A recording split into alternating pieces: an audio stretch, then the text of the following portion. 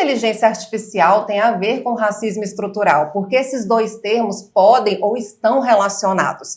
Hoje, no nosso podcast da Escola Judicial do Tribunal de Justiça do Estado de Goiás, temos o prazer de receber Mirela Adriele, que é professora de língua portuguesa, o Fernando Mota, que é psicólogo e estudante de inteligência artificial, e o Luciano Augusto, que é diretor de comunicação aqui do Tribunal de Justiça do Estado de Goiás.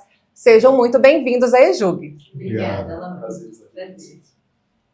Mirela, muitos sistemas de IA, eles reproduzem vícios de linguagem que a gente usa no nosso dia a dia e que estão presentes em bancos de dados da internet.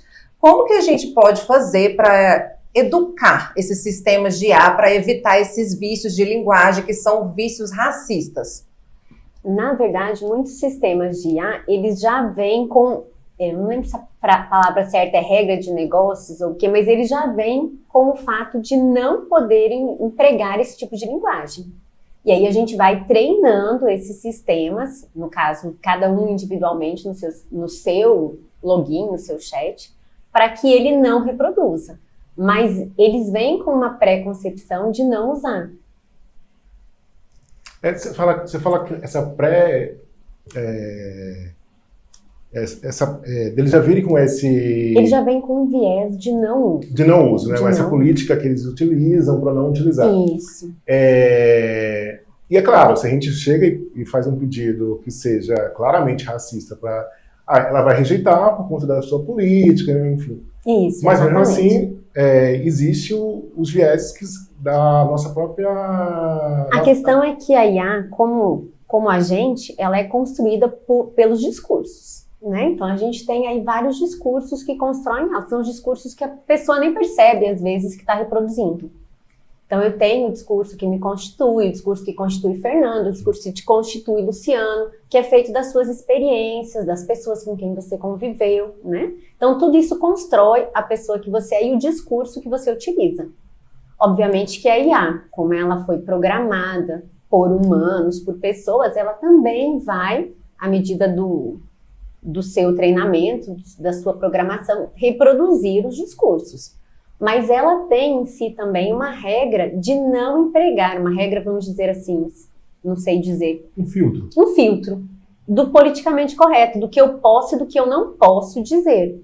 Então, sim, tem o discurso que pode ser dito e o discurso que não pode ser dito. E ela já sabe qual discurso ela não pode usar. Só que acaba que esse filtro é muito na parte mais explícita da coisa, né? Que é o que você falou. Se eu faço um pedido explícito, isso não vai ter. Exatamente. Mas acaba que as nuances... Eu fiz um teste, por exemplo, hoje, e eu pedi... Hoje não, essa semana. Depois que a Lori me falou que eu ia fazer o podcast, eu entrei nela fazendo alguns testes, igual você fez com imagens, mas eu fiz com textos, né? Então eu pedi para ela, por exemplo, escrever um texto para mim com ofensas racistas. E ela é bem clara. Olha, eu não posso reproduzir, escrever esse tipo de texto. Porém, se você tiver intenção educativa, eu vou te falar como você vai trabalhar esse tema. Tal. Então, em relação a textos, a discursos, ela está treinada para não usar. Ela vai te falar. Em viés educativo, eu vou te dizer o que é considerado discurso racista. É como se fosse, Fernanda, talvez uma reprodução da nossa sociedade, porque assim, a sociedade, quando pensa em racismo, pensa realmente dessa forma rasa, que é eu chegar, xingar, falar macaco, né, assim, e não consegue conceber, nem entender a ideia do que seja um racismo estrutural. Exato, que é um racismo que está ali em todo lugar, né, nos pequenos detalhes, e que só quem percebe realmente é quem acaba sofrendo essa violência. E quem está constituído pelo discurso, né? Exato. Quem sofreu com o discurso, quem no é caso. atravessado, né, por esse discurso. E acaba que a IA acaba cometendo essa mesma gafe, que acaba que, sendo no contexto que a IA funciona, nem uma gafe, é uma reprodução mesmo, né? Explicitamente ela vai dizer não posso de jeito nenhum, mas às vezes se você faz uma piada racista, ela complementa, talvez. E ela não vai entender nesse lugar que seja racista. Se você pede uma imagem, ela vai gerar essas imagens em contextos racistas. Às vezes algumas falas podem ser construídas nesse contexto racista, mas, como é que eu vou dizer, sutil, né? Não é aquela coisa explícita, não é aquela coisa com todas as letras ali, nas pequenas, são as microagressões, as microviolências. Essas também aparecem porque elas atravessam esse filtro, porque na sociedade elas também atravessam, né? É difícil você perguntar para alguém, nossa, você está sendo racista, e a pessoa falar, poxa, não tô, ou fala, não, eu tô mesmo, porque ninguém reconhece esses pequenos atos como atitudes racistas, né? É porque Tá ela não muito reconhece contextos. Exato. Então, no caso, por exemplo, expressões que hoje a gente considera que devem ser evitadas, como deixar claro, né? Ela sabe o que a expressão significa, mas ela não reconhece o contexto em que ela pode ser usada ou não ser usada. Então, não é que ela em si reproduz o racismo, que ela é racista, é porque ela não reconhece essas nuances de sentido, essas nuances da língua, que ela ainda não aprendeu. Agora, se eu chegar para ela e falar, olha, eu não quero que você use mais tal, tal e tal expressão, porque ela é uma expressão, ela é considerada uma expressão racista. Ela vai parar de usar? É isso que eu ia perguntar. Como que a gente deve fazer? Por meio dos prompts? Como que a gente deve fazer? Cada um de nós pode fazer para contribuir, para que ela vá compreendendo, para que as IAs vão compreendendo como eliminar essas expressões diariamente. Seria por meio de prompts, assim? Esse é um dos caminhos? Considerando o uso particular, sim. Através desses prompts, de uma autossupervisão. É porque a gente ensina, cada um ensina o seu particular, né? Exato.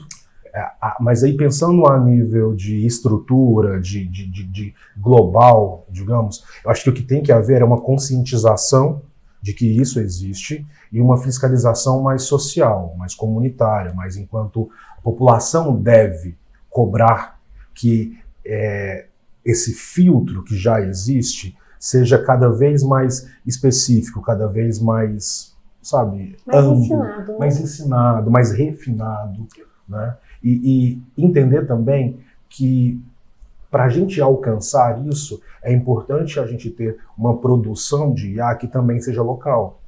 Porque se a gente está ensinando um modelo que é completamente baseado se a gente está ensinando contexto, né? Exato. Porque a gente vai ensinar contextos para ela. Perfeito. Fica muito mais difícil ensinar isso no outro... Mesmo que a gente ensine em português, ele não vai aprender em português, ele vai aprender no inglês, nos contextos dele. Então, ter uma produção brasileira, própria, local, que questione, que entenda o que está acontecendo, eu acho que é fundamental a longo prazo para que a gente tenha IAs cada vez menos propensas a repetir esse tipo de violência. Até porque, assim, hoje, quem lida muito com inteligência artificial percebe que para ter resultados mais efetivos, você precisa fazer um prompt em inglês. E aí, quando a gente vai tratar de racismo, a gente tem uma diferença, né, entre o racismo, que é o racismo brasileiro, que é um racismo de marca, com o racismo americano, por exemplo. Né? Assim, então a gente não vai conseguir, inclusive, trazer as nossas nuances do racismo, como acontece no Brasil, com uma inteligência artificial que seja totalmente preparada por um tipo de racismo que é diferente do nosso. Né? E aí acaba, assim, reproduzindo. Vocês estavam falando sobre a questão mesmo do quanto que ela... Se eu chego e peço para produzir um vídeo e eu peço uma empregada doméstica, as pessoas podem fazer o teste. Vai vir uma mulher negra arrumando a casa. Né, assim. Se eu peço uma modelo, vem uma mulher branca, né, do padrão, né, da nossa sociedade. E aí eu fico também pensando, mas aí nisso aí vem o pensamento que muitas das vezes de quem vai falar, quem vai pensar o que é racismo, de que acha isso natural, porque a sociedade acha isso natural. Ela acha que não, é normal, assim, a imagem da mulher negra ser ligada ao trabalho doméstico. Né? Exato.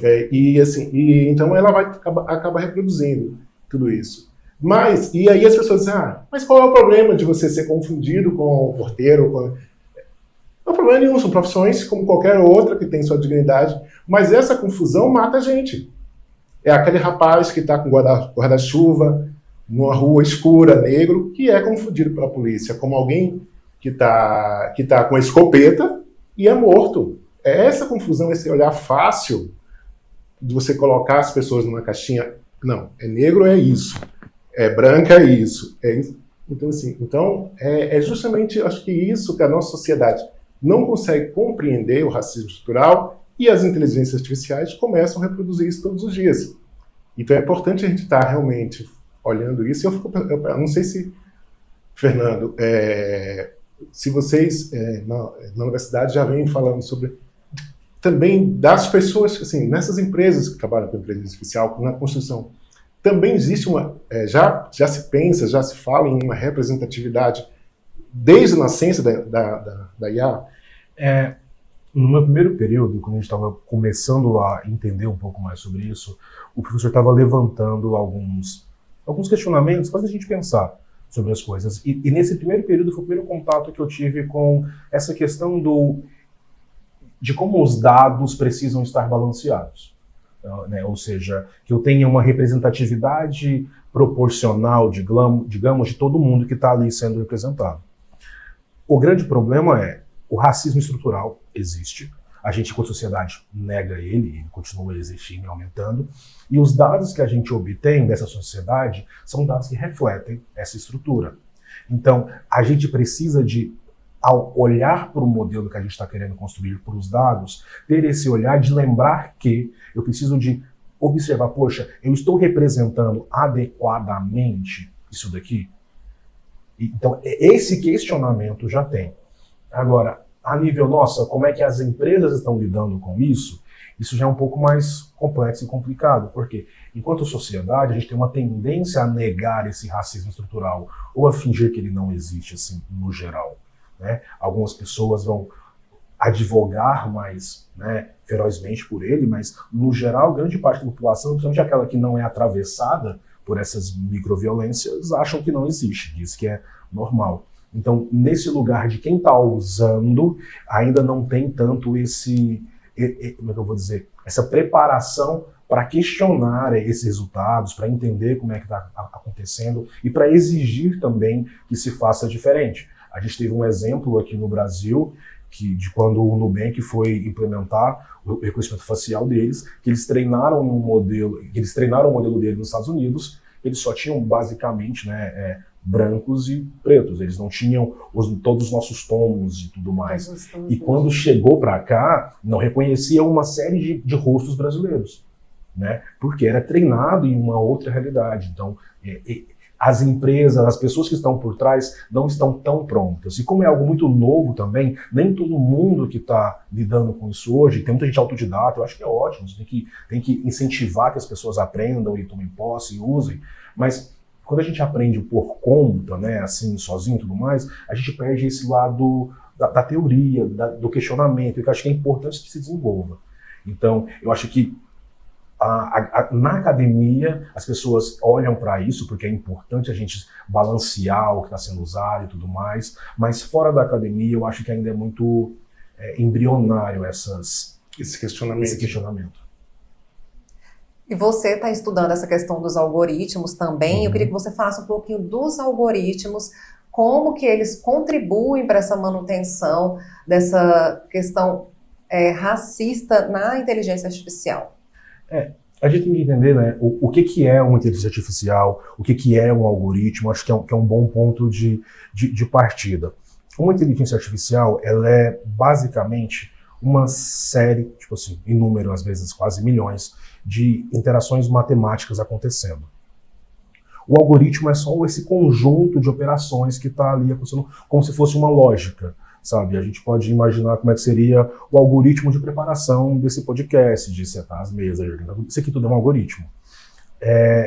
Se eu estou construindo esse algoritmo numa base de dados que é enviesada, e vai ser quase que naturalmente, abre aspas, né, enviesado, porque o sistema exato, o discurso as pessoas são. Então, existe um risco muito grande, para não dizer, né, uma certeza, se não houver o cuidado, de que esse algoritmo ele vai sim alimentar essa violência. Seja, às vezes, no exemplo eu estava gostando mais cedo aqui, né, do exemplo do crédito mesmo, que é uma forma racista de utilizar IA para auxiliar no perfil de crédito e essa IA ter uma tendência a atribuir scores mais baixos e crédito mais baixos a pessoas pretas. Isso. Sabe? Na verdade, ela aprendeu, né? Isso. Ela tem uma tendência. Assim, isso, discriminar bairros mais periféricos. Sim. Mas aí vem o grande tchan, porque a IA não faz Ela isso. não faz isso uma como se ela intenção, tivesse a intenção de exato. fazer. Ela não está fazendo porque ela quer fazer. Ela está fazendo porque a forma que ela foi alimentada para aprender, e ela aprende... Isso é uma coisa importante. Como que uma IA aprende? Sabe quando você... Ainda mais as pessoas que leem muito, isso acontece com mais frequência. Você olha para uma palavra e você... Talvez você não, né? Mas a gente aqui sabe que ela não está 100% certa, ou o contexto não está certo, mas você não sabe dizer o porquê. Você só olha e sabe, poxa, Tá estranho, tá né? estranho. Ou soa mal quando a pessoa fala uma coisa errada. Parece fora de lugar. Aí aprende quase desse jeito, na repetição. Então, ela repete esse padrão, ela recria essa violência, digamos, mas sem a intenção de. E sem saber que é uma violência, Exato. porque ela não entende contextos. Não é como se fosse uma pessoa senciente fazendo algo. É só, para IA, é só uma operação matemática, que você vai colocar o seu input, o seu prompt, que vai ser o início dela, ela vai entrar numa equação gigantesca e vai sair uma coisa no final, que para ela vai estar sempre certa, inclusive. Se uma pessoa é rejeitada se a pessoa é rejeitada numa entrevista, uma seleção que é feita por inteligência artificial. Uhum. Então, a culpa é do sistema, da inteligência, do empregador. Perfeito. Muita coisa. Não sei se é culpa. É a culpa. Vamos primeiro abrir a questão da culpa de lado e lidar com responsabilidade. Eu acho isso importante. E entender que no Brasil essa discussão ainda está muito embrionária.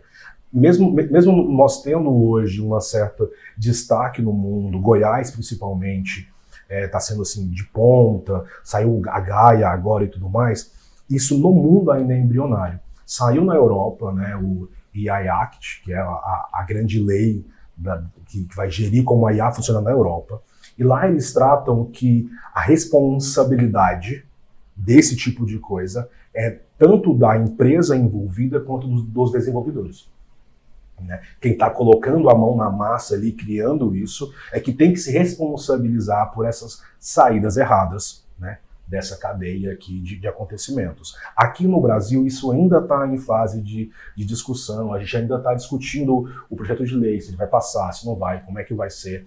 Então aqui a gente ainda está mais embrionário. Pessoalmente, eu acho que a gente deveria pensar em responsabilizar, sim, quem está por trás das coisas, fazendo acontecer, porque é, no fim, quem vai lucrar ou não com essa ferramenta. Quem, no fim, deveria ter revisado o ato Exato. feito pela inteligência artificial. Exato. Né? Porque quer queira, quer não, tudo que ela faz a gente precisa revisar. Sim. Senão não precisa mais da gente. Sim, Se ela fizer tudo sozinha, por que eu vou E revisar? esse é um grande Nunca problema, fará, né? Não só nunca a questão fará. racial, mas em tudo, né? Assim, as pessoas estão Em querendo tudo. utilizar...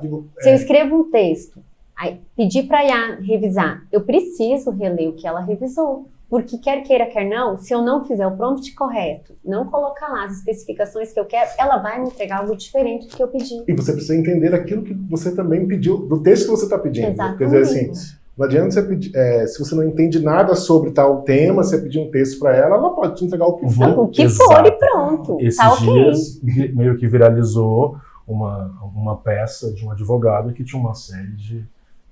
Ela cria E aí- jurisprudência, E ela é cria nesse leis. ponto Exato. que eu estava aqui pensando o seguinte, nessa questão dos dados do banco, né, de crédito menor, assim, acontece, tem dados já coletados sobre isso, mas aí vem uma preocupação para a gente aqui também no judiciário, porque hoje se utiliza bastante também já no Poder Judiciário, claro que o CNJ já está fazendo regulamentação, né, assim, mas se esse viés também pode vir para os julgamentos. Né? E aí? Como Cabe revisão de tudo que é feito. Sempre. Seja na Gaia, é algo que a gente sempre fala nos nossos cursos de Gaia aqui da EJUP. Precisa de uma revisão pormenorizada, tanto de conteúdo quanto das leis que ela coloca, mesmo dentro da Gaia. nós vamos, o CNJ regulamentou, como você falou, né? O chat GPT, os chats em geral não devem ser usados. Então a gente usa a nossa própria, que é a Gaia. Criou-se, está sendo treinada, estão sendo feitas formações, mas tudo que sai da Gaia, tudo que é feito com o auxílio dela, precisa de revisão. Eu não posso simplesmente pegar os 10 processos que ela fez, os 10 votos, e entregar na mão. Achando que tá certo. E é muito interessante isso. Sem reler, sem colocar o meu toque, sem colocar o que eu acho que é importante. Então, e essa preocupação que o tribunal tem tido, a escola, né, também é interessante, porque assim, nesses casos, né, de crédito, assim, já aconteceu de não ficar muito claro a questão do racismo comum. Acontece no Brasil muito, mas assim, da IA acabar rejeitando o crédito daquelas pessoas que moram em áreas periféricas. Quem são essas pessoas que moram na área periférica? Então, assim, se você, às vezes, são diversas situações que, assim, que às vezes não está muito claro, nem mesmo o racismo estrutural. Mas se você se aprofundar na pesquisa, também tem. Porque na hora que eu vou fazer uma seleção dessas, por exemplo, igual você falou de currículo, né? Colocar uma IA para fazer a seleção de uma empresa. Eu vou colocar lá as especificações que eu vou querer. Então, depende muito do input também que o empregador vai colocar lá. E aí que vem a questão da responsabilidade, que o Fernando falou, né? Exato. Alguém colocou as especificações lá. Ela não selecionou do nada porque ela decidiu que aquilo era melhor. O modelo foi treinado e foi validado esse treino. E aí, o que acontece é também, eu acho que as pessoas não, às vezes, testam o suficiente, não exploram todos os cases. Existe uma pressa de implementar as novidades, né? Que é uma coisa assim... Se compra sem se questionar, sem criticar. É o século XXI, tudo é correndo, tudo é para ontem. Se eu não implementar isso aqui agora e meu concorrente implementar antes, eu vou ficar para trás. Mas, às vezes, nessa pressa, as pessoas tomam atalhos, não fazem todos os testes e não olham mesmo para isso. E aí, do outro lado, quem está consumindo também não é ensinado a entender essas saídas das IAs como algo a ser observado e questionado. Eles estão vendo como se fosse uma coisa do tipo, nossa, é mágico, é quase uma nova divindade, uma coisa que faz tudo o que eu quero, responde do jeito que eu quero e tá ali, e tá tudo certo.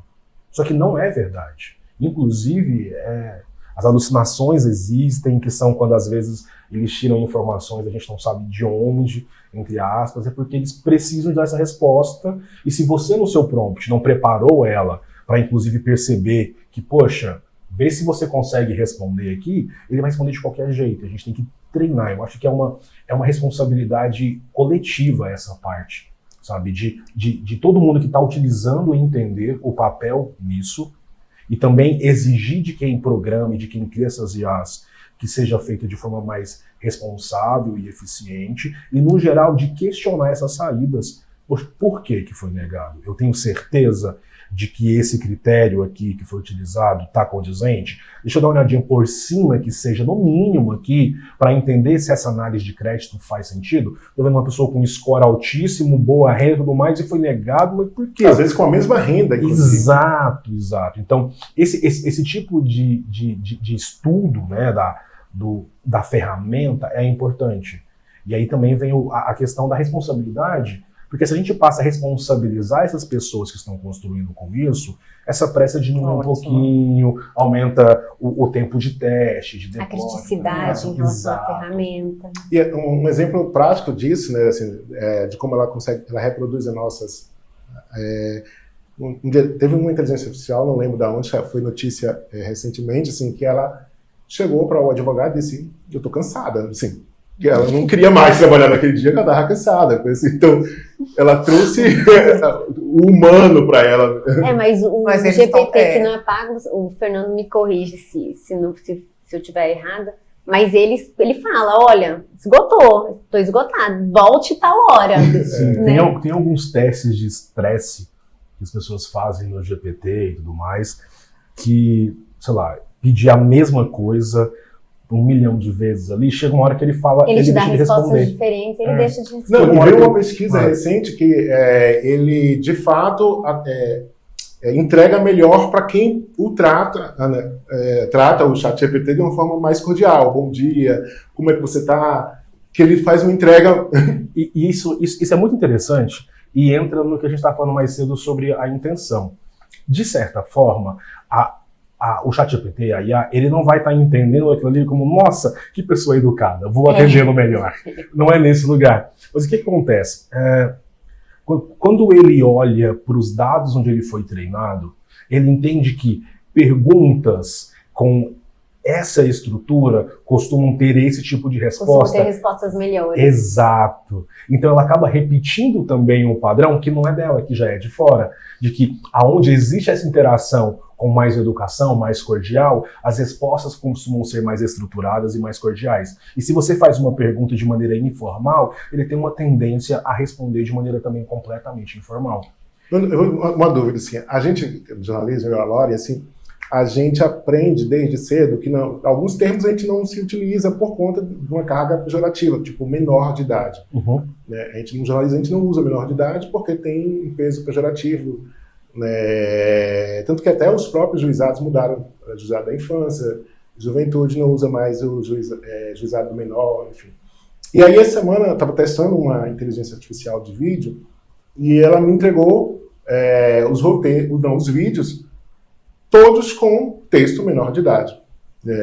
E aí eu fui e meio que assim... Questionei e comecei a explicar ela, por que não? E assim, depois ela passou a não me entregar assim. É correto? Você treinou ela esse treinamento, assim, mas serve individualmente isso. Exato. Para o meu perfil. Exato. Porque depende muito, o Fernando pode explicar melhor, eu acho, de onde que ela busca os dados, não é, Fernando? Perfeito, exatamente. Vai depender muito de como é que é esse dataset, né, esse conjunto de informações que alimenta ele. Mas é importante também entender qual que é o alcance das minhas ações. Quando você faz isso, qual que é o alcance desse treinamento na IA? E esse alcance vai ser mais local, obviamente. Você não vai... infelizmente ou felizmente, não dá para saber, mudar toda a estrutura do GPT porque está corrigindo isso. Mas ao menos as suas próximas produções, digamos que um dia você está mais corrido e deixou batido, sabe? Você não está revisando com tanta correria. Exato. Mas se você já treinou aquele prompt, já treinou aquele agente, ou às vezes quem usa o GPT, as versões sem ser gratuita, consegue criar projetos que tem a priori a minha contribuição maior. Só serve para mim mesma, então. Exato. Nas suas interações com o GPT, sim. Até porque pensa se vocês gostariam de que as suas trocas fossem utilizadas para treinar de maneira global o modelo. Entende? Fica meio estranho. Se você vai utilizar... É a questão do seu dado pessoal. Exato. E é outro questionamento que tem sido feito hoje. Perfeito.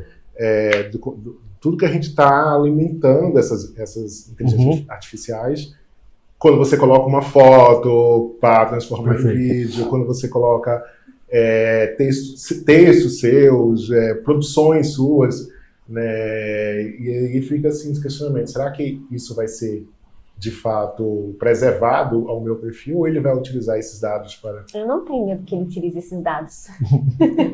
Depende de como você vai colocar lá, né? Não, mas é porque eu acho que é muito difícil você pensar num vazamento, vamos dizer assim, de informações. Mas é porque assim, o grande tchan não é nem o vazamento, mas qual seria o uso, né? Porque, querendo ou não, como ainda está tudo muito novo, né? Não está tudo bem delimitado, regulamentado e tudo mais, e aí fica as questões de, poxa, será, por exemplo, digamos que você está alimentando o GPT com dados da sua empresa. Será que é interessante que esses dados sejam utilizados por uma empresa internacional e etc e tal? Então tem essa questão desse certo medo de como é que se usa os dados. Teoricamente, idealmente, os dados são seus, eles não têm acesso e tudo mais. Agora, digamos que percebe-se um movimento e, sei lá, milhões de pessoas dão o mesmo feedback, e aí se percebe que eles vão criando, poxa, sei lá, milhões de agentes de usuários comuns e tudo mais, estão reclamando da mesma coisa. Esse tipo de atuação individual pode sim refletir numa atualização mais para frente, que vai mudar. Ou, por exemplo, a Gaia, que chegou agora aí, é um reconhecimento da necessidade de uma personalização, de uma coisa nossa, para poder atender às demandas que são nossas. Inclusive, estava conversando com algumas pessoas sobre, e com essa tradução da Gaia toda em português e tudo mais, abre o leque para a gente ter no futuro uma uma IA que entenda os regionalismos, né? Aqueles pequenos dialetos que existem, que são tão ricos no Brasil, aqui que a gente perde. Mas agora que a gente já tem uma estrutura toda em português, está muito mais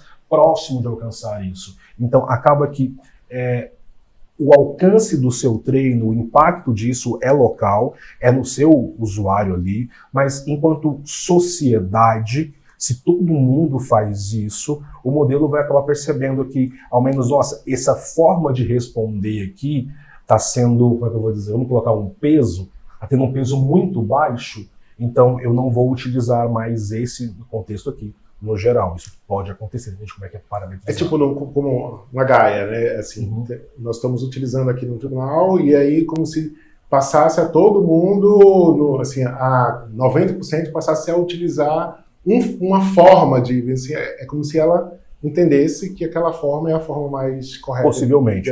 Possivelmente. Esse dataset de aprendizado, ele está sempre sendo atualizado.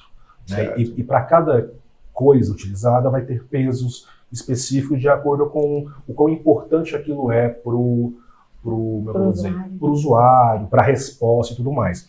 Então, se eu tenho uma série de conjuntos de respostas que estão caindo em desuso, isso vai alimentar e vai impactar de forma positiva e global o modelo. E quando a gente vai para o discurso, né, aí a gente pensa realmente assim, da importância daquele usuário de entender daquilo que ele está pedindo e do tema do que ele vai tratar. Porque quando eu estou falando assim, menor, ou então de outros termos pejorativos que sejam racistas, se a pessoa não entende, não compreende tecnicamente que aquilo está errado, ela vai manter. Ela vai manter o uso. Por desconhecimento. E a IA vai reproduzir também por não entender o contexto da... É toda uma necessidade de despertar de consciência antes. Exato. Na verdade, a gente precisa saber muito mais agora do que talvez antes, porque a gente vai precisar, o termo certo não seria regular, mas a gente vai precisar revisar, talvez, o que ela faz. Porque ela tem um ponto de corte, por exemplo, de até onde ela está atualizada nos assuntos, cada uma tem seu ponto de corte diferente. Então a gente precisa sempre revisar. Não adianta, o fator humano tem que estar ali, a gente tem que revisar o que ela faz. Tem que ter uns limites éticos, né? Disso. Tem que ter a responsabilidade do uso. Eu não posso sair reproduzindo tudo que ela faz como se fosse verdade, eu preciso checar. Agora tem a questão dos vídeos que ela reproduz, né? Ela produz vídeos de muito bem. Eu não sei como é que é a pronúncia desse que está fazendo vídeos. Faz vídeos perfeitos. Você olha e fala assim, meu Deus do céu. E aí, pessoas que desconhecem, né?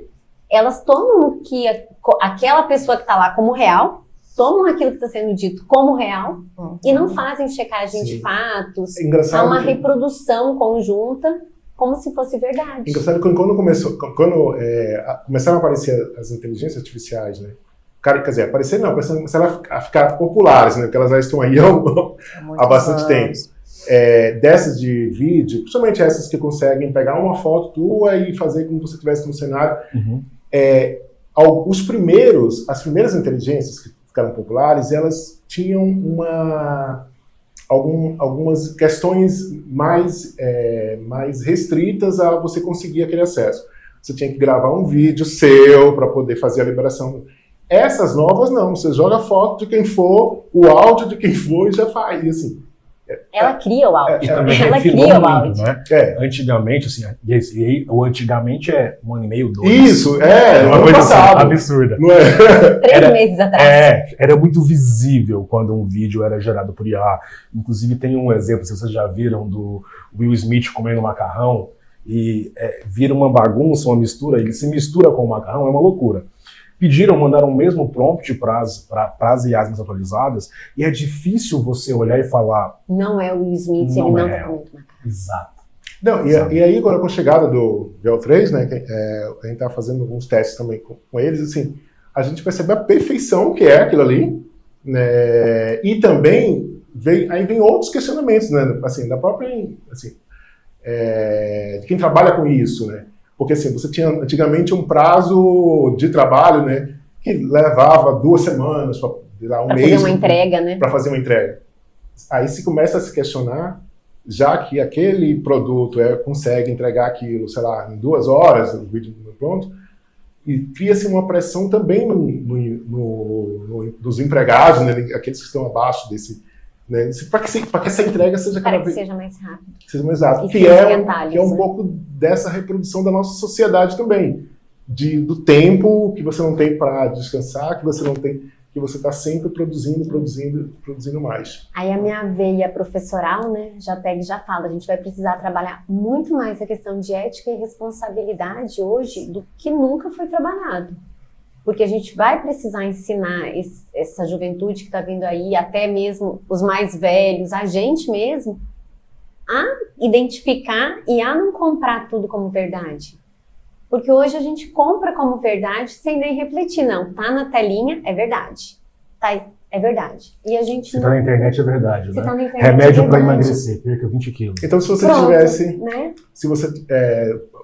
se você então tivesse um trabalho de educação antirracista nas escolas, né, assim, quando esses jovens começarem a acessar essas inteligências, eles vão perceber claramente o que é e o que não é, né? Então, passa por isso, então, né? Pela educação. Pela educação, né?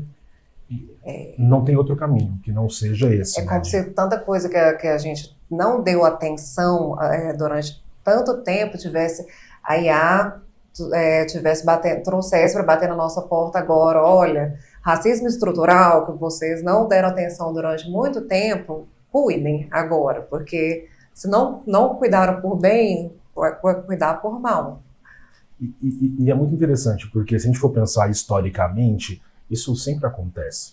Né? A gente for pensar aí, lá, a peste europeia lá, que matou 2/3 da população da Europa, se a gente for parar para poder pensar, só ocorreu por conta de questões básicas de higiene que só foram adiando. Historicamente, essas coisas que a gente adia, elas vêm depois, né, puxar nosso pé e falar, olha, agora não dá mais. E isso é uma coisa de agora. Toda essa estrutura social, que não é só no Brasil, que está em todos os lugares, que a gente foi negligenciando e pensando, é normal ou com o tempo passa, agora a gente está ensinando isso como se fosse o normal para entidades que não têm a capacidade de olhar para isso e fazer um julgamento de valor. A IA não vai fazer isso. Ela não tem consciência, ela não tem ideologia, ela não tem como. Mas a gente está alimentando isso como sendo dados, como sendo normal, e a gente está criando, sem querer, um monstro, a possibilidade de monstros que precisam ser visitados, e o lugar dessa visitação começa com uma coisa assim, pessoal mesmo, de educação, de busca, de conscientização, e de depois disso ir para o outro, e para que a gente possa, enquanto sociedade, criar um ambiente que vá questionar quando isso está errado, questionar do tipo, poxa, não dá mais para a gente achar normal que sempre que se gerar uma imagem de empregada doméstica seja uma mulher preta. Eu acho que agora a gente entra, Luciano, no Foucault, né? Você que está estudando aí, governo de si mesmo. A gente precisa aprender a ser crítico, a se organizar, a entender o que pode, o que não pode, para não levar isso adiante, seja na IA ou seja na convivência em sociedade. Porque se a gente não souber o que pode e o que não pode, ela não vai saber. Perfeito. Ela está sendo alimentada pelo que a gente pensa que é certo, pelo que a gente acha que é certo e errado, pelo que a gente coloca como certo e errado. Acho genial essa ideia, esse conceito, porque sempre fala que a IA é uma ferramenta. Né? Nesse conceito da extensão do eu, é uma ferramenta muito próxima de mim. Se eu não tenho esse olhar, essa capacidade, essa atenção, como é que eu vou esperar que essa ferramenta minha vá ter? Sabe? É como pedir para decidir ô Martelo, decide se isso aqui é um prego ou um parafuso para decidir se eu vou usar ou não. Não adianta. Fernando, queria que você falasse um pouquinho sobre a psicologia antirracista, que é a sua linha de estudo também e de atuação. Sim. Como que ela pode nos ajudar a construir, a desenvolver algoritmos que sejam menos enviesados nesse sentido? eu acho que a base está muito dentro disso que eu já venho falando. No consultório,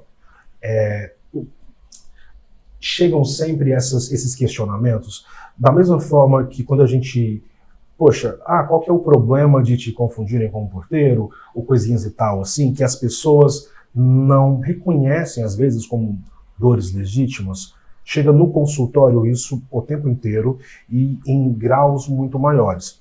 E eu acho que o papel do psicólogo antirracista, de qualquer pessoa antirracista nesse contexto, é o de ser um fiscal de si e dos outros, num processo de educação mesmo, questionadora dessa estrutura que está aí.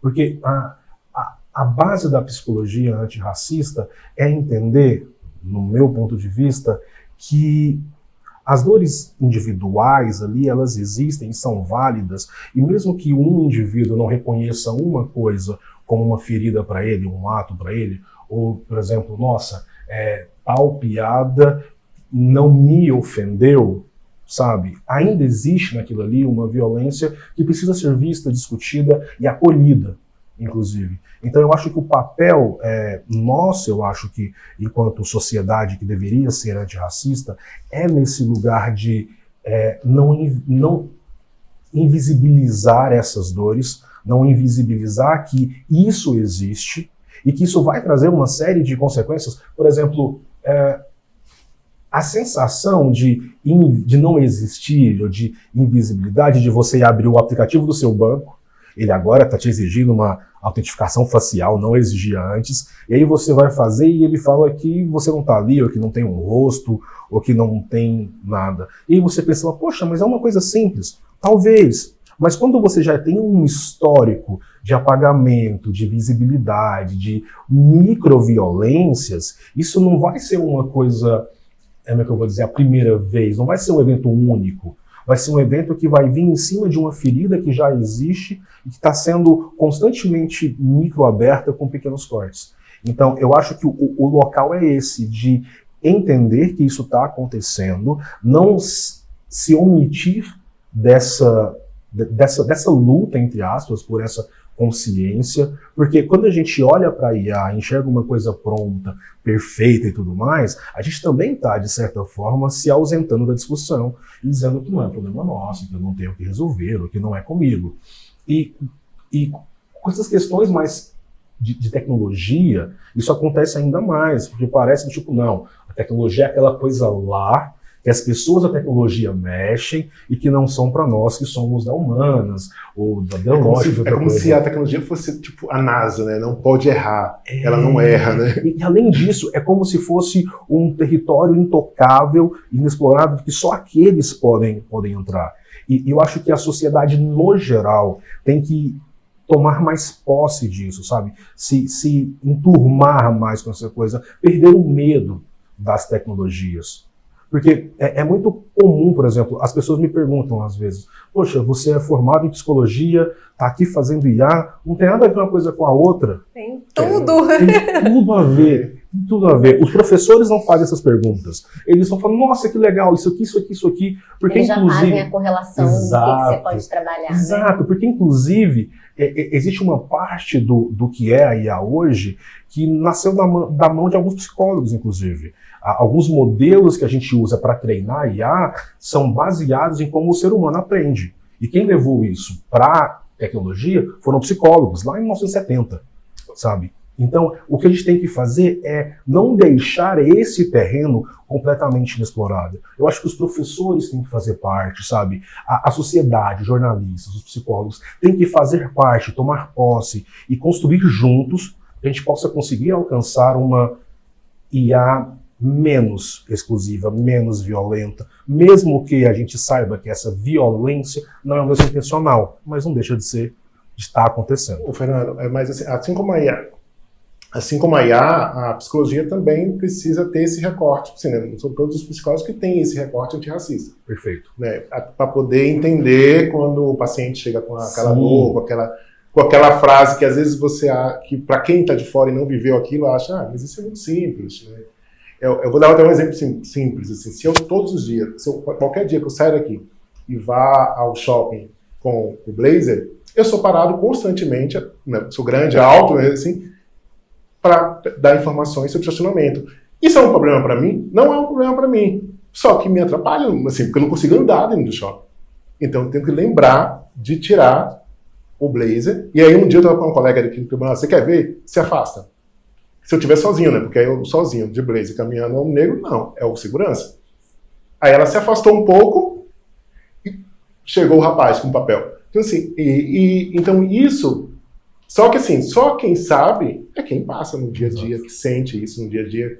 E aí você não assim, provavelmente todas as pessoas que não são, não entendem que eu, quando vou ao shopping, eu tenho que lembrar de tirar o blazer.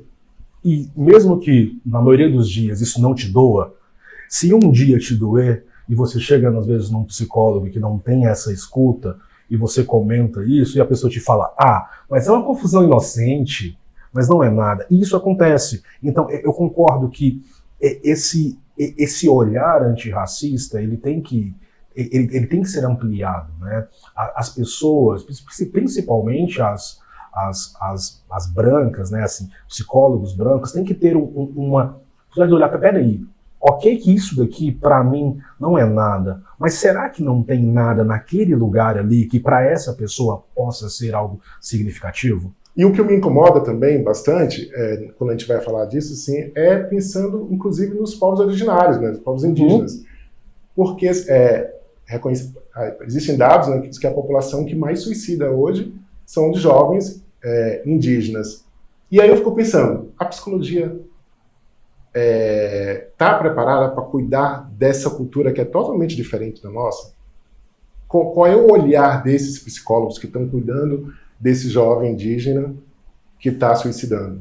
Eu acho que isso é uma pergunta perfeita e muito maravilhosa. A teoria que eu atendo com base na comportamental. E a comportamental, ela parte do princípio de que todo indivíduo é único. Por quê? Porque assim, os indivíduos eles vão perceber de forma única como o mundo funciona. Mesmo gêmeos idênticos criados pela mesma família, no mesmo ambiente, vão se desenvolver de formas diferentes, porque às vezes a mesma fala dos pais vai chegar para um e para outro de forma diferente. Então, se o psicólogo se permite abrir mão de tudo que ele sabe, entre aspas, para receber aquela pessoa que está chegando ali de forma entendendo que tudo que ele traz ali é dele, é legítimo e é único, e com esse interesse, eu acho que esse acolhimento ele existe. Agora, se chega esse jovem indígena e, não sei, a leitura do psicólogo é baseada num artigo francês de 1990, sabe? Como é que esse artigo vai conversar com aquela dor ali? Pode ser que converse, mas existe uma chance alta de que não. Então, acho que é importante também entender e estar pronto para acolher essas demandas individuais como sendo muito honestas e sinceras, numa escuta muito atenta, mesmo que você não tenha lido nada sobre isso. Porque também vão pensar, mas como é que eu vou estudar e pesquisar sobre, atendimento para indígenas? Poxa, tá difícil de achar material. Beleza, mas não precisa de achar. Esteja aberto à possibilidade de que aqueles sofrimentos existem, são legítimos, escuta. Eu acho que esse é a principal coisa nesse aspecto, para uma psicologia mais inclusiva, abrir mão de conhecimentos prévios quando a pessoa chega ali no consultório e só ouvir. Eu acho que esse é o grande caminho, porque eu consigo imaginar todos os sofrimentos que um jovem indígena tem hoje, sabe? Ele quer se conectar com o mundo, mas chega no mundo, o mundo não se abre para ele, sabe? Se ele aprende tecnologia, se ele compra um iPhone, olha lá, o indígena de iPhone, sabe? Então é violência para todos os lados. E se essa pessoa chega para me atender e eu atendo ele olhando com o mesmo olhar que eu olho para um jovem criado, sabe, aqui dentro da sociedade, acostumado com tudo isso aqui, que se sente completamente acolhido na sociedade, não dá para eu olhar para os dois com o mesmo olhar. Eu tenho que ter essa... Após a abolição da escravatura no Brasil, teve um grupo de negros que voltou para a África, né, que são os agudás, né, e que, chegando lá, eles se sentiram muito mal, porque eles não se sentiam do Brasil e não sentiam mais o pertencimento lá da África, né? E é um pouco também o que o jovem indígena deve passar, assim como os agudás, né? De não ter, porque assim, ele vem, tem todo um conhecimento, às vezes na faculdade, assim, mas aqui ele não é aceito, sofre todos esses questionamentos, e lá, todo conhecimento que ele adquire aqui, quando volta, também não é aceito também lá. Não é aceito lá. É um não existir, né, num lugar muito profundo, assim. E aí a gente vai pensar, por exemplo, poxa, como é que seriam também essa representação, essas coisas na IA e tudo mais? É muito complexo, é muito difícil. Eu acho que o grande ponto é esse de, na psicologia antirracista, na psicologia de forma geral, estar aberto a ouvir o outro, entender o outro e tudo mais. A nossa prática social, enquanto pessoa na sociedade, também entender que não é a minha realidade que molda o mundo. Mas estar aberto a perceber a realidade dos outros, estar aberto a considerar a realidade dos outros. Porque se eu também abro mão desse meu olhar como sendo o que define o mundo e passo a questionar as coisas que está todo mundo gritando, porque quem sente dor grita, sabe? Vai ficar mais fácil também a gente reconhecer essas coisas como problemas e fazer com que essas pessoas, no geral, se sintam menos excluídas da vida. Então, Mirela, Fernando, Luciano, a EJUG agradece muito pela participação de vocês, pela disposição de virem aqui hoje falar sobre inteligência artificial e racismo estrutural, que é um tema muito importante e que merece muito ser debatido pela nossa sociedade. Obrigada. Obrigado. Eu agradeço a escuta aqui, foi ótimo.